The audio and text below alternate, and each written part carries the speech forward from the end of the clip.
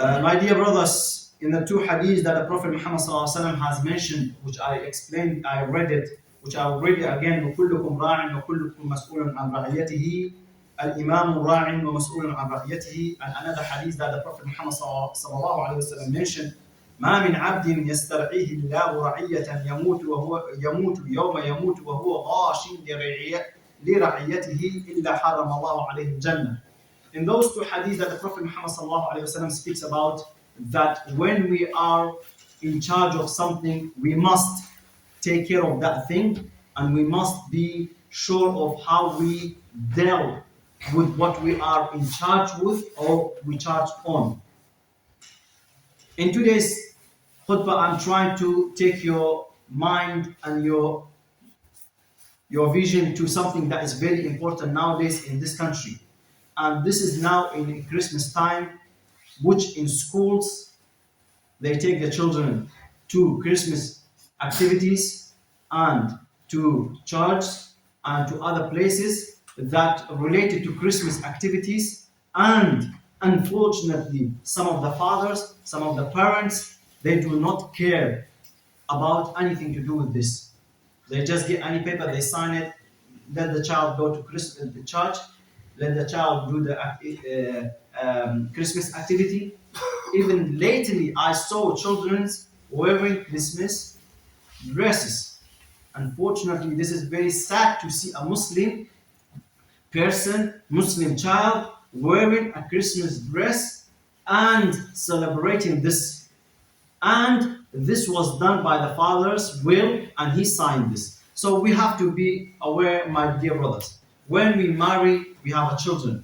And those children are our responsibility to take care of them and to know what they do and how they do things. Because it is us we choose to take the responsibility of them. So wise, like the Prophet Muhammad says, if whomever was given a responsibility to take care of and he did not take care of, then he will not enter paradise.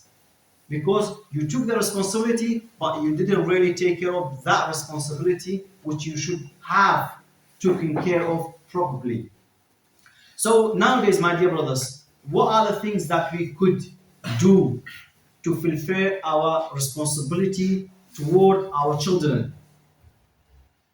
There are many things that is important for us to take care of, and one of the things is that we have to teach them Islamic manners. It is our responsibility. If not, then the hadith will implement on us. It is our responsibility to teach them about Islamic manners, Islamic activities, and so on. In a couple of weeks' time, you will have Christmas, Eid, or Christmas holiday. There will be Fridays. You should bring your children to the mosque. You do not let them stay at home on a PlayStation or going to the park or playing around, and to not bring them to the mosque. It is your responsibility to bring your children to the mosque on those days. If you will not bring your children to the mosque on those days, then be sure that you have not fulfilled your responsibility as the Prophet Muhammad told you. And likewise, that as the Prophet Muhammad says, paradise will be haram for you, which means you will not enter the paradise. So we have to take care of our children's when it is in holiday, we bring them to the mosque, and in other times we have to take care of them, teach the Islamic stuff. Why we say it's our responsibility to take care of them? Because Allah subhanahu wa ta'ala says on Ismail alayhi salam what he did.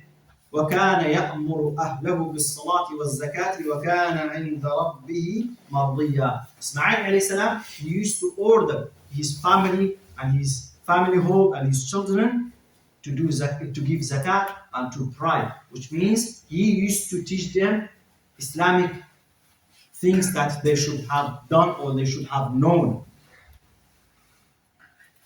As Allah subhanahu wa ta'ala says in another ayah, وَأْمُرْ أَهْلَكَ بِالصَّلَاةِ وَاصْطَبِرْ عَلَيْهَا.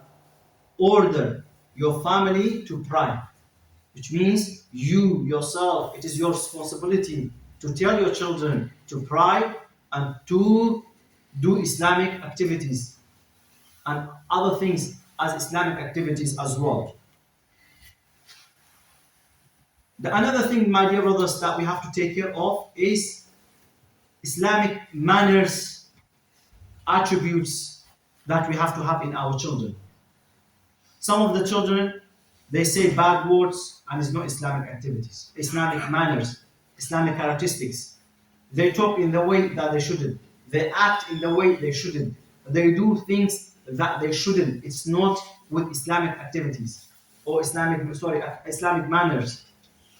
I've seen some children, subhanAllah, they wear crosses on there's a drawing of cross on their clothing, and it says it's fine.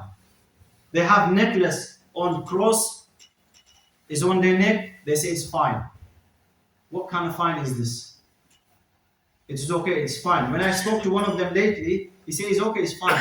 Why is okay? Why is it fine? Because of you as a father, when first day you saw him, you didn't tell him, you didn't do what you should have done, then that's why now has become normal for him. Because in the first day, second day, third day, he did it, and you saw him, and you didn't say anything, then it became normal for him. So that's why we have to teach them Islamic manners and Islamic clothing and Islamic ways to do things. When they say when they do something wrong, they shouldn't say, oh shit, astaghfirullah. They should say what? Astaghfirullah, subhanallah. They should use those words. They shouldn't use bad words. So that's why we have to teach the children on those manners. The another thing that is very important, my dear brothers, is our children's, especially the girls, that they have to know what they wear. For boys, that's one case as well, but for female is more important as well. The boys is important as well for what they wear, as well as the girls. But the girls, we have Islamic dressing for the girls.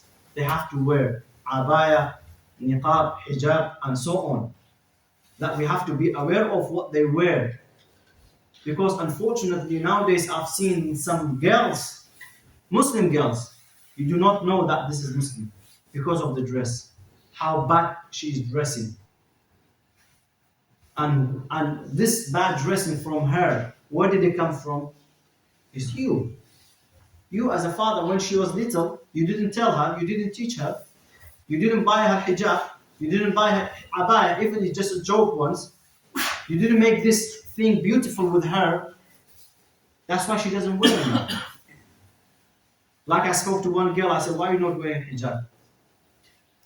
She says what? She comes out with the excuse saying it gives me allergy on my head and so on, things like this. What kind of allergy comes with the hijab? So it is our responsibility that we teach the children to wear hijab, even if they are very small.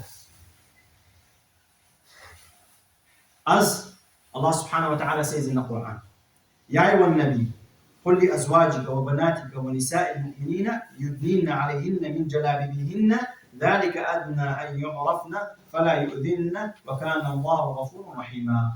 This ayah, Allah subhanahu wa ta'ala tells the Prophet sallallahu alayhi wasallam, or the Prophet, order your wives and your daughters, as well as the wife and the daughters of the believers, to wear jilbab and abaya and niqab. This ayah is wrong to explain and to do the tafsir right now, but basically it's trying to tell us to have Islamic dress. And what is Islamic dress? Maybe inshallah in the future we'll talk about it in another khutbah. Another thing, my dear brothers, it is important, and unfortunately nowadays we don't care about it, and it is one of the reasons that our children are away from good activities and good Islamic manners, and it has affected them in a bad way, is what? Is we make haram money for them. We don't care any money is halal or haram. We don't care how we get it. We don't care where we get it, as long as we get it. And unfortunately, as the Prophet Muhammad ﷺ says, "Man nabata lahmuhu min al-suhti fal-nar awla bihi." That whatever meat which means he's trying to say, the Prophet Muhammad ﷺ is trying to explain, saying that whichever body has grown on haram, then this body will go to hellfire for sure. So we have to be careful of how we make our money for our children, because it's not just you make money. It is your responsibility to give the halal money to your children. It's okay, you eat your haram, but what about your children? That's why, subhanAllah, I've seen some parents, they say we never ever had seen good thing from our children. And when I ask him, how do you make your money? It's all haram money. It's all haram money. What kind of haram money? I don't want to mention anything. But it's all haram money. So how do you expect your child to be religious, obey you, be respectful, be this, be that, and in the same time what you do, you make haram money for them? It will never ever be like that. So that's why we have to make sure that we make halal money for our children, my dear brothers.